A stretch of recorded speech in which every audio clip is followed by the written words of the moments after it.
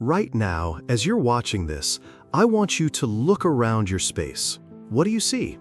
Maybe there's a stack of magazines you've been meaning to read, a drawer full of cards from decades past, or perhaps that beautiful china set you've never actually used. But here's what I've discovered after years of helping women create more intentional homes. The hardest things to let go of aren't the physical objects at all. They're the emotions, memories, and stories we've wrapped around those objects like invisible threads, binding us to a past that no longer serves our present. If you've ever stood in front of a closet full of clothes yet felt like you had nothing to wear, or walked through rooms filled with possessions yet somehow felt empty, you're not alone. Today, we're going to explore something I call emotional clutter, those invisible attachments that keep us stuck, overwhelmed, and disconnected from the peace we're truly seeking. Before we dive deep into this transformative conversation, I'd love for you to hit that like button if you're ready to explore what's really holding you back from the serene, intentional life you deserve. And if you're new here, welcome to our community of women who are choosing to live with more intention and less overwhelm.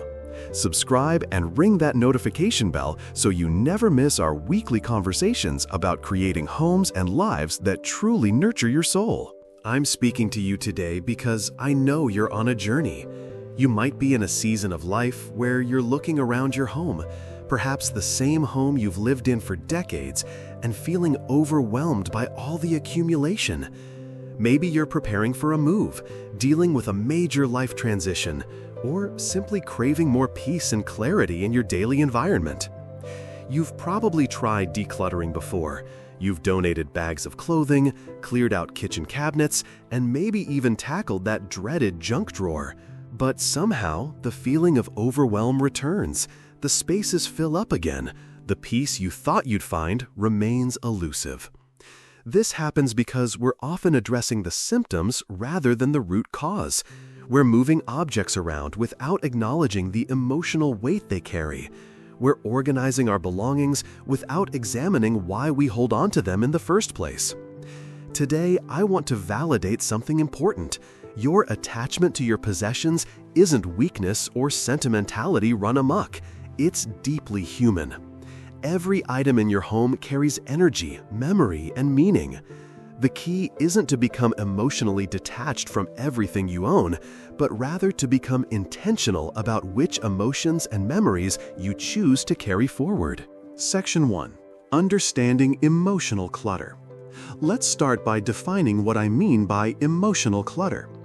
Emotional clutter consists of the items we hold on to not because we need them, love them, or find them beautiful, but because letting them go feels like letting go of a piece of ourselves, our history, or our identity.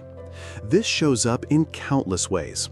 There's the dress you wore to your daughter's wedding, not because you'll ever wear it again, but because it represents one of the most joyful days of your life. There are the books you've collected over the years, not because you'll reread them, but because they represent the intellectual woman you see yourself as. There's the complete set of holiday decorations you've accumulated, not because you use them all, but because they represent the family traditions you've worked so hard to create. None of these attachments are wrong.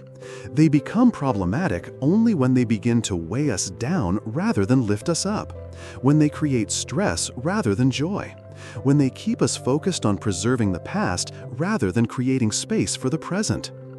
Emotional clutter often stems from three core fears: the fear of forgetting, the fear of losing our identity, and the fear of disappointing others.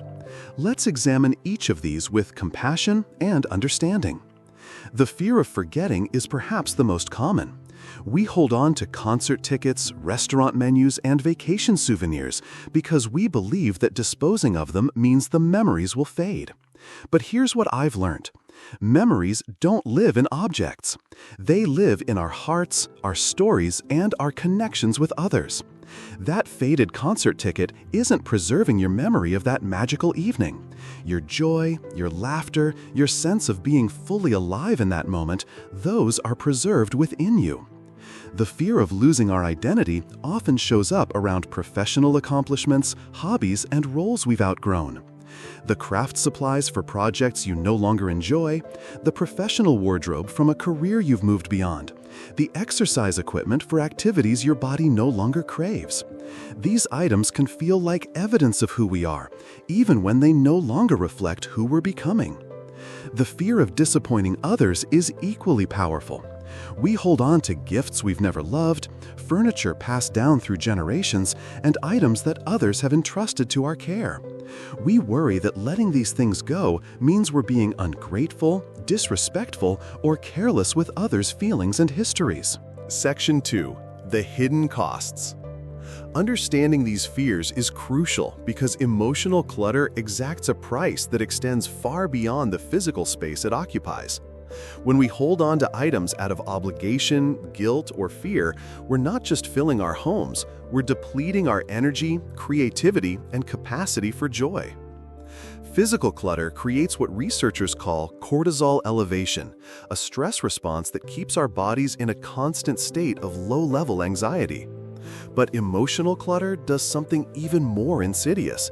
It keeps our minds tethered to the past, making it difficult to fully inhabit the present moment. Consider how this might be showing up in your life. Do you find yourself feeling overwhelmed when you walk into certain rooms? Do you avoid having people over because you're embarrassed by the accumulation? Do you spend precious time moving things around rather than using your space for activities that bring you joy? There's also an opportunity cost to consider. Every item you keep requires something from you: space, attention, cleaning time, mental energy. When you're holding on to items out of emotional obligation rather than genuine love or need, you're trading away space and energy that could be devoted to what truly matters to you now. I want to be clear, this isn't about minimalism for its own sake or adhering to someone else's definition of how much you should own.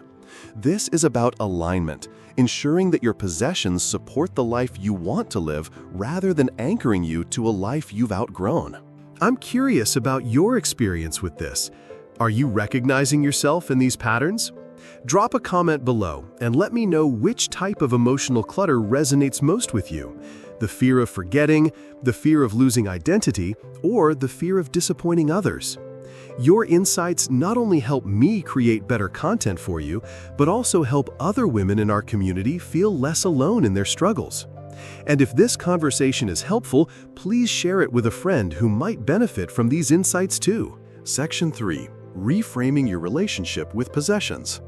Now that we understand what emotional clutter is and how it affects us, let's explore how to shift our relationship with our possessions in ways that feel empowering rather than overwhelming. The first step is developing what I call grateful discernment. This means acknowledging the role an item has played in your life while also honestly assessing whether it continues to serve you. You can feel grateful for the beautiful dishes your mother gave you while also recognizing that you prefer your everyday plates. You can appreciate the craft supplies that once brought you joy while acknowledging that your creative interests have evolved. Grateful discernment allows us to honor our past without being imprisoned by it. It creates space for growth, change, and new experiences while maintaining reverence for what has brought us to this moment. The second shift involves expanding our definition of honoring memories and relationships. We often believe that keeping physical objects is the only way to show respect for our history or love for others. But there are many ways to honor what matters to us. You might take a photo of your grandmother's wedding dress before donating it to a bride who can't afford her own.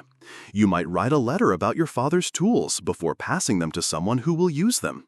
You might create a small memory box with one meaningful item from each of your children's childhoods, rather than keeping every artwork and report card.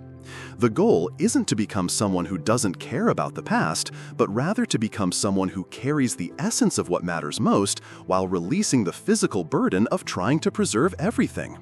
This brings us to the concept of intentional curation. Think of yourself as the curator of your own life museum. A skilled curator doesn't display every piece in the collection.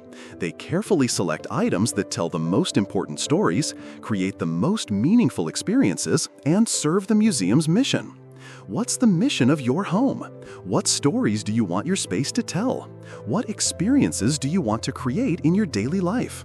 When you can answer these questions clearly, decisions about what to keep and what to release become much easier. Section 4. Practical strategies for emotional decluttering. Let's move into practical strategies that honor both your emotional needs and your desire for a more peaceful, intentional environment. Start with what I call the easy wins, items that carry minimal emotional weight but contribute to visual clutter. These might be expired products, duplicate items, or things that are broken beyond repair. Creating momentum with these easier decisions builds confidence for the more emotionally challenging choices ahead. When you encounter items with strong emotional attachments, try the conversation method. Instead of immediately deciding to keep or discard, have a conversation with the item.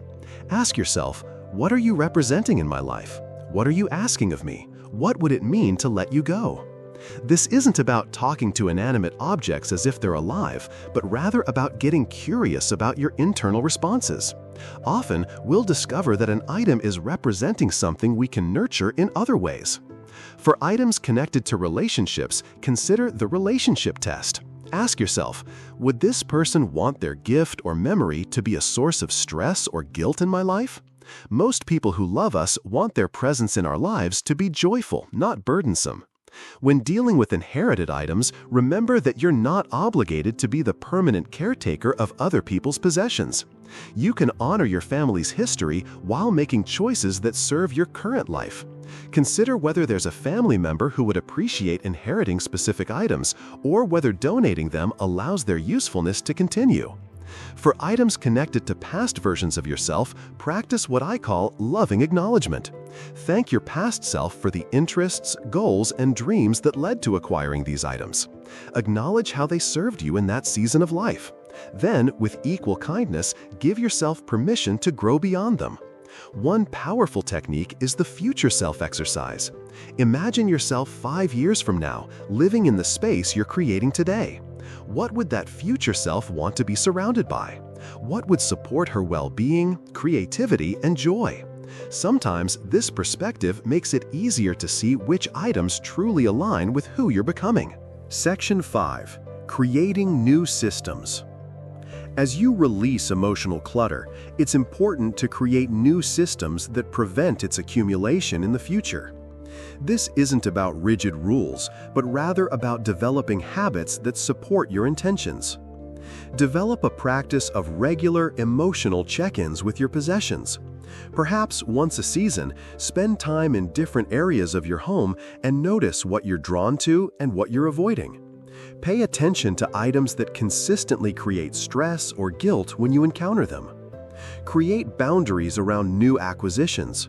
Before bringing something new into your home, ask yourself, what purpose will this serve in my life? What am I hoping it will do for me? Is there something I already own that serves this purpose? Establish transition rituals for items you're releasing. This might be as simple as saying thank you before donating something, or as elaborate as writing a letter about what an item meant to you. These rituals help create closure and prevent the regret that sometimes follows decluttering sessions. Most importantly, remember that this is an ongoing practice, not a one-time event. Your needs, interests, and circumstances will continue to evolve, and your possessions should evolve with them. Regular, gentle attention to your emotional relationship with your belongings prevents the overwhelm that comes from years of accumulation. As we wrap up our time together today, I want you to know that choosing to examine your emotional clutter takes courage. It requires honest self-reflection and the willingness to grow beyond familiar patterns. But the freedom that awaits you on the other side is profound. When you release the items you're holding onto out of fear, obligation, or guilt, you create space for what truly matters. You free up energy for new experiences, deeper relationships, and greater presence in your daily life. You give yourself permission to evolve, to change, to become more fully yourself. Your home becomes a reflection of who you are now, not a museum of who you used to be.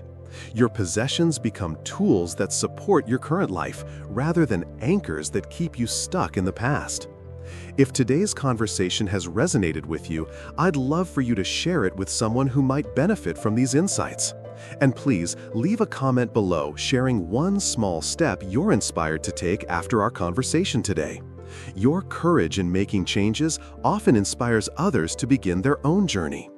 Don't forget to subscribe if you haven't already, and I'll see you next week for another conversation about creating a life of greater intention, beauty, and peace. Until then, be gentle with yourself as you navigate this process, and remember that every small step toward emotional clarity is a victory worth celebrating.